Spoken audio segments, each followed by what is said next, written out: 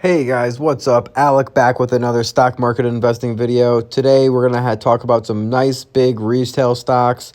As you can see, Kohls is down about 14% today. This is a perfect opportunity, a perfect chance to actually get in with Kohls.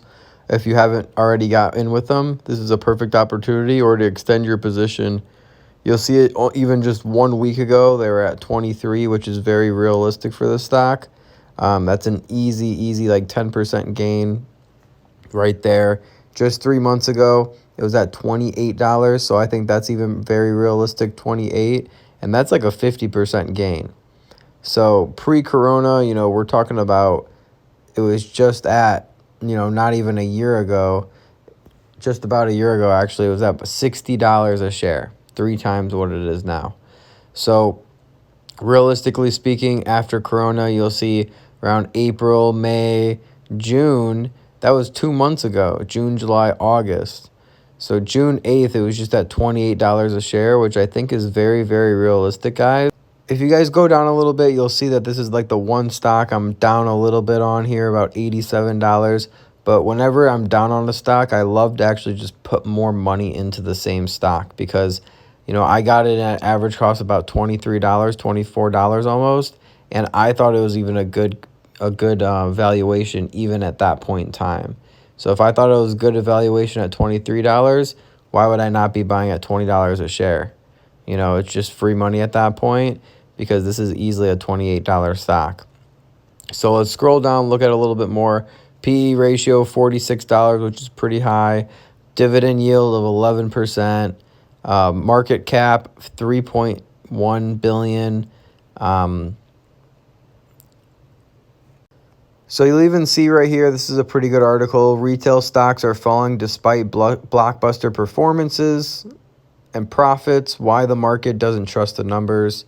And it goes on to say, that Walmart has actually doubled its e-commerce sales, and Home Depot has got very high in revenue as well. But they're saying that was because of the pandemic. Everyone was panic shopping at that time, and they're wondering if they can actually go ahead and repeat that this quarter as well. Walmart doubling its e-commerce sales. Kohls, though, we'll scroll down here.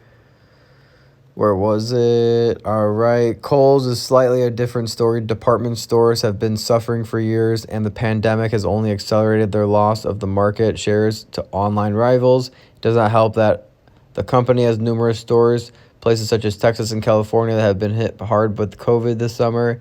Even if a vaccine was approved tomorrow, it wouldn't solve all Kohls' problems, but the fact that a solution is likely much farther away makes the issue more pressing. As remote learning and working remains a reality for many, clothing sales have stagnated, and Kohls shoppers may also be less inclined to spend without further government stimulus.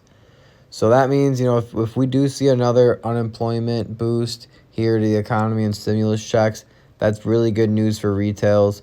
You'll actually see that Robinhood has this at about a 22% buy, 67% hold, 11% sale. I would say that this was 100%. No, I would say like a 90% buy, 10% hold. Do not sell this. If you're selling at $20 a share, like, what are you afraid of? There's just a little bit too much upside because, yeah, sure, maybe it can go down. We'll even say maybe to $16 a share again. But if you're planning on holding for at least a year, 2 years, 5 years, look, in just 2 years ago, we have this stock at $80 a share. It's at 20. So obviously anything can happen in stocks, and this stock going up to doubling in price in the next 24 months is highly likely. All right, guys, the next stock you need to buy right away, ASAP, do it tomorrow. If you can get it at $15.39 a share, do it. Highly recommended. This is going to be Nordstrom, JWN ticker symbol. It's down 10% today.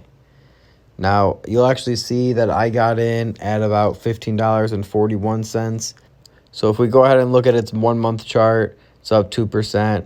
3 month chart, 1 year chart, you'll actually see that this thing spiked just in June, just like the other retails, to $23, which is very high from $15.